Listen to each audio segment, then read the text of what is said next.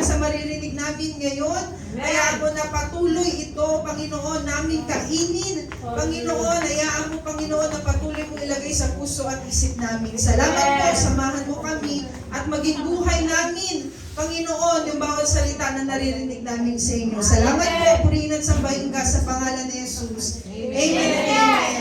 So, kanina, pinag-usapan po natin is the joy in serving. Amen. At pangalawa, the joy in serving and faithful in serving. Amen. At sa ngayon naman, na dapat si Ate Len, okay, dahil wala siya ngayon, okay, ang pag-usapan po natin is obedience in serving. Sabay-sabay nga natin sabihin, obedience in serving. Obedience in serving. Amen. Sino dito, katulad sabi ni Ate Jen kanina, na masaya siya kapag sumusunod siya sa Diyos? Amen. Pero ngayon, medyo magsikarmon muna ako. Pero bakit minsan tayo bilang mga Kristiyano, nananampalataya sa Panginoon, sumusunod sa Diyos, amen, pero bakit minsan ang hirap nating sumunod? Amen? Minsan, ang dami nating dahilan. Okay? Minsan, gumagawa na lang tayo ng dahilan. Okay? Okay, simple na lang, di ba? Sa pag-attend lang ng ating Sunday service. Okay, na dapat ito yung araw na panambahan sa Panginoon na ang bawat isa ay nagsasama-sama para magpuri, sumamba sa Diyos. Amen, dahil ito ay utos ng Diyos. Pero bakit minsan ang hirap natin sumunod? Amen. Amen? Ang hirap natin sumunod. Amen, minsan naguguluhan tayo, susunod ba ako? Hindi. Gigising ba ako ng umaga o hindi? Aattend ba ako? Hindi. Diba? Maglilingkod ba ako? Hindi. Okay, magmamahal ba ako sa Panginoon o hindi? Amen. Okay, so tayo bilang mga Kristiyano, okay, minsan may mga ganun tayong mood. Amen? Although sabi nga ni Pastora kanina, hindi sa lahat ng pagkakataon ay masaya tayo na naglilingkod. Wow. Hindi sa lahat ng pagkakataon ay faithful tayo na sumusunod sa Diyos. At hindi rin sa lahat ng pagkakataon ay nandoon yung obedience natin sa Panginoon. Pero ngayon, gustong sabihin ng Diyos sa atin, amen, na bago matapos ang 2025, papasok ang taon ng 2026, amen, gusto ng Diyos, amen, na lalo tayo, amen, na sumunod sa Kanya. Amen, lalo tayo nandoon yung kagalakan natin lagi sa pagsunod sa Diyos. Amen, nandoon yung katapatan natin. Amen, sa pagsunod sa Panginoon. Amen, dahil kung gusto mo pagpalain ka ng Diyos, the secret of everything, amen, is sumunod ka lang. Amen.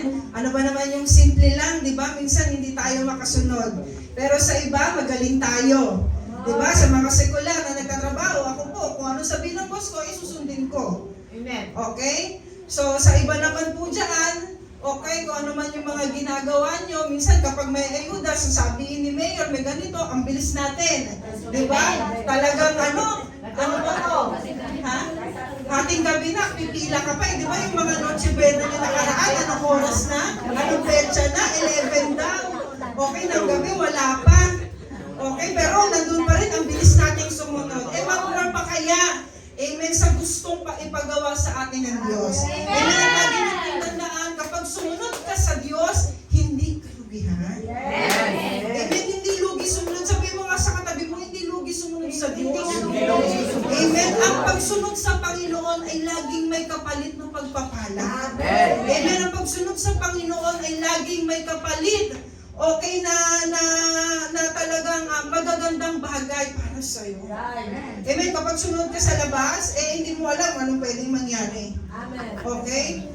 Pero kapag sumunod ka sa Diyos, 101%, amen, may pagpapala na nag-aantay sa iyo. Amen. Kaya sabihin mo sa katabi mo, umayos ka. Okay? Umayos na tayo. Amen. Ngayong 2026, amen, kung ano ang pagsunod mo nitong mga nakaraang buwan, okay, 365 and 363 na ngayon, di ba? Hindi, kasi may 2 days pa, di ba? Okay. Na pagsunod mo in the past few months na lang, okay, dapat the more pa, amen, na pagsunod mo sa Panginoon at pagmamahal mo sa Panginoon. Amen. Sa kabila ng lahat, amen, matuto tayo sumunod in good times, amen, or in bad times, lalo pag in bad times talaga, okay, na talagang napakahirap, talagang sinusubukan ng Diyos, ang hirap sumunod.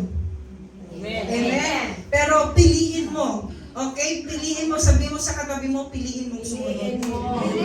Amen? Piliin natin lagi na sumunod sa Diyos. Okay? Sabi po dyan in Exodus 19 verse 5, "Now, if you obey me fully and keep my covenant, then out of all nations you will be my treasured possession, although the whole earth is mine." So kapag sumunod ka sa Panginoon, okay, kapag kinip mo yung pinangako ng Diyos sa buhay mo, okay, lahat mapupunta sa'yo. Amen, lahat magkakaroon ka. Amen, lahat nasa Panginoon eh. Sabi dyan, the whole earth is mine.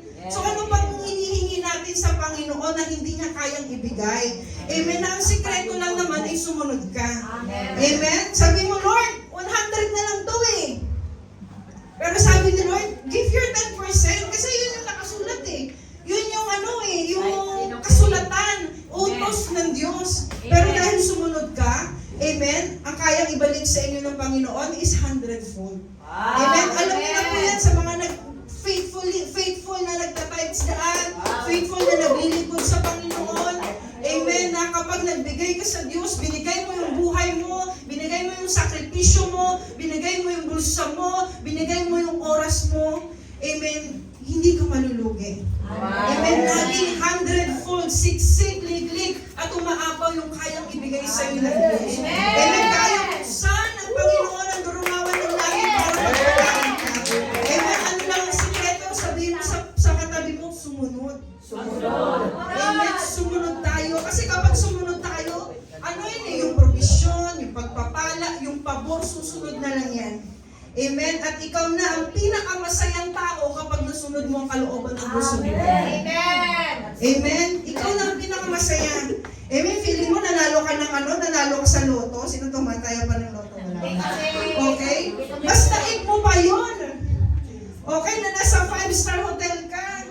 Okay, kapag nasunod mo ang kalooban ng Diyos sa buhay mo.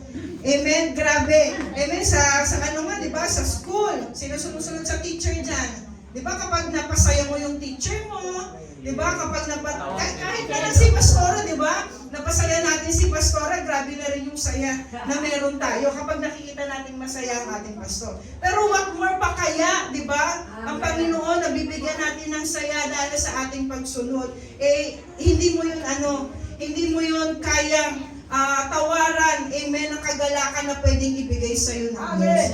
Amen, kapag sumunod ka sa Diyos, amen, kahit na mahirap, again, mahirap talaga. Kung sa pagsunod lang sa Diyos ay napakahirap, hindi natin kaya. Okay? Minsan talaga susuko tayo eh, di ba? Parang lagi na lang tayo nasa church, lagi na lang tayo nagkikita-kita, kami lagi na lang kami nandito. Siyempre, biro yung mga, siyempre, expenses, di ba? Yung may pamilya naman kami doon sa Parañaque, pero naglalaan kami ng oras dito. Amen! Talaga kasi, kailangan sumunod sa pagkatawag ng Diyos.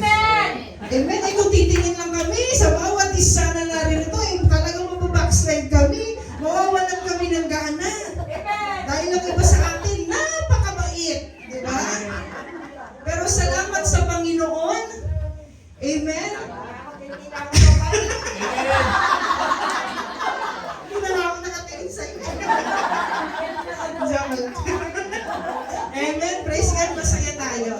Amen. Gusto ng Diyos. Amen. Papasok ang taon na 2026. Amen. Na sumusunod tayo ng lukusan sa Panginoon. Amen. Dahil again, kapag sumunod ka sa Diyos, ikaw na ang pinakamasayang tao kapag nasunod mo ang kalooban ng Diyos sa buhay mo. Amen. Dahil pag sumunod ka sa Diyos, mararating mo yung destiny mo. At kapag hindi ka sumunod, ano mangyayari sa'yo? Ikaw naman ang pinakamalungkot. Kasi kung mayroong pinakamasaya kapag sumunod sa Diyos, kapag di ka naman sumunod, at sa mundo ka sumunod, okay, nawala ka sa paglilingkod, nawala ka sa church, eh ikaw na yung pinakamalungkot. So anong pipiliin nyo? Maging masaya na kasama ang Panginoon, o malungkot na wala si Lord? Amen. So kasi, di mo sa katabi mo, masaya ka. Okay. So, okay na tayo dun na. Okay. So, dapat, okay, bilang mga Kristiyano, okay, bawat isa na narito, okay, sumunod tayo. May dapat meron, habang tayo naglilingkod, dapat meron tayong pagsunod sa Diyos. Amen? So, pangalawa po is grow in serving. Amen? Dapat lumalago. Sabi mo nga sa katabi mo, lumalago. Okay? Hindi tayo yung stagnant lang. Hindi tayo nakaupo lang dyan. Amen? Dapat lumalago tayo. Amen? Yung ating spiritual. Amen. Amen? Sabi mo nga sa katabi mo, grow spiritually. Okay?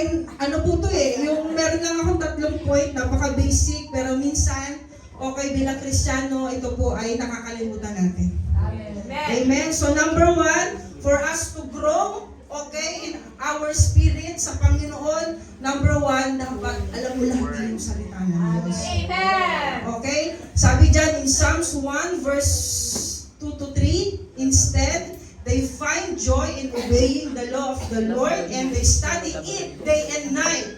They are like trees that grow beside a stream that bear fruit at the right time and whose leaves do not dry up. They succeed in everything they do. Okay, kung alam mo ang salita ng Diyos, okay, magtatagumpay ka sa buhay. Amen. Kailangan minimeditate mo. Dapat binubulay-bulay mo lagi. Okay, ang salita ng Diyos. Tayo nga minsan, oras lang eh. Pero sabi dyan, day and night, parang buong araw, hanggat may liwanag. Mag-aral ka, hanggat may gabi, walang katapusan, di ba? Parang ano na, ulit-ulit lang. Pero gusto ng Panginoon na ganon. Okay, pero, okay, so gusto ng Diyos na kahit pa paano, amen, para tayo makilala natin siya ng lubusan, eh dapat alam natin ang salita ng Diyos. Amen. Amen, para hindi ka na, natutuyuan.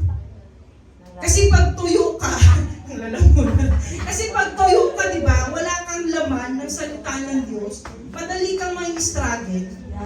Okay, madali kang tawag dito, mawawala sa wisyo mo. Nawawala ka minsan sa sarili mo kapag nakakalimutan mo yung salita ng Diyos sa iyo. Amen. Dapat lagi kang merong sandata sa buhay. Okay, ano yung sandata natin sa buhay? Okay, para tayo ay maging tagumpay sa buhay natin, dapat meron kang word ni Lord. Amen. Okay, hindi word ng katabi mo. Kasi pag word yan ng katabi mo, napapako yan